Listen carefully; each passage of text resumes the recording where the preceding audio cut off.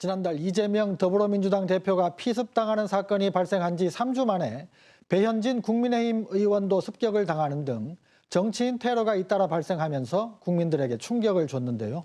정치인 테러 사건의 수사 전망 그리고 재발 방지 대책에 대해서 최지연 변호사와 얘기 나눠보겠습니다. 안녕하십니까? 어서 오십시오. 안녕하십니까? 우선 최근 발생한 정치인 테러 사건 어떤 것들이 있었는지 간략히 정리해 주십시오. 네, 우선 지난달 2일입니다.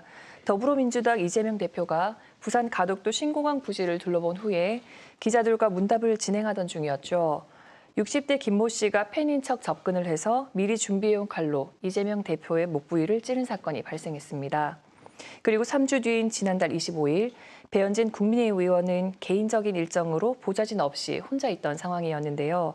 15살 중학생이 손바닥만한 돌덩이로 배 의원의 머리를 17차례나 내리쳐서 상해를 입혔습니다. 과거 정치인 테러가 달걀을 던지는 정도의 항의 수준이었다면 최근 들어서 과격하고 극단적인 폭력 테러가 증가하고 있는데요. 전문가들은 극단의 증오 혐오 정치가 이념이 다른 상대방에 대한 혐오를 부추기고 물리적인 공격까지 유도하고 있다고 보고 있습니다. 네, 앞으로 이런 일들이 더 이상 있어서는 안 될 텐데요. 현재 이 사건에 대한 수사는 어떻게 진행되고 있습니까? 네, 우선 이재명 대표를 흉기로 공격한 김모 씨는 현장에서 바로 체포가 됐는데요. 네. 경찰 조사에 따르면 김 씨는 범행 동기에 대해서 이 대표를 죽이려고 했다고 진술했습니다. 그리고 김 씨는 지난해 4월 범행을 위해서 등산용 칼을 구입해서 개조를 하고 또 목 부위를 흉기로 찌르는 연습도 했는데요. 네. 검찰은 김모 씨가 살인의 고의가 있다고 봤고 또 총선에 영향을 미치려고 했고 폭력으로 선거 자유를 방해했다고 봐서 살인 미수와 공직선거법 위반 혐의로 구속 기소했습니다. 그리고 배현진 의원 사건의 경우에는 피의자 B군에 대해서 범행 동기를 비롯한 사전에 얼마나 준비를 했는지 또 공범과 배후 여부에 대해서 현재 수사가 진행 중입니다. B군의 주거지를 압수수색하고 또 B군의 부모를 상대로 B군의 행적과 평소 성향을 조사하는 등 조사가 현재 진행 중인데요. 현재 B군은 미성년자인데다가 응급 입원을 시킬 만큼 정신건강 병력도 있는 것으로 밝혀져서 수사 결과는 한번 지켜봐야 할 것 같습니다. 네, 말씀하신 대로 이재명 대표 사건의 피해자는 기소돼서 현재 재판을 받고 있고 배현진 의원 사건은 아직 이제 수사가 진행 중인데 그 각 피의자들은 어떤 처벌을 받게 되나요? 네, 우선 재판 결과는 지켜봐야겠지만 우선 이재명 대표 사건의 경우에는 피고인이 흉기로 찌르는 연습을 한 CCTV가 있고요. 또 이 대표를 죽이려고 했다고 직접 진술을 했기 때문에 살인 미수가 유죄로 인정될 것이라는 전망이 나오고 있습니다. 살인죄의 형량은 사형, 무기 또는 5년 이상의 유기징역으로 정하고 있는데 여기에서 미수로 감경이 이루어지더라도 계획성이 있기 때문에 중형으로 처벌받을 가능성이 높고요. 또 배현진 의원 사건의 경우에는 범행 동기 등과 관련해서 아직 수사와 재판 결과를 한번 지켜봐야겠지만 위험한 물건 또는 흉기인 돌덩이로 배현진 의원을 쳤기 때문에 이것은 특수상해죄에 해당될 수 있고 그렇다면 최소한 1년 이상 10년 이하의 징역형으로 처벌받을 수 있습니다. 다만 현재 피의자가 만 15세 소년이기 때문에 소년법상 장기 10년, 단기 5년을 초과해서 형을 선고할 수는 없습니다. 네. 그런데 과거에도 이런 정치인 테러 사건이 있지 않았습니까? 당시의 판결은 어땠을지 궁금합니다.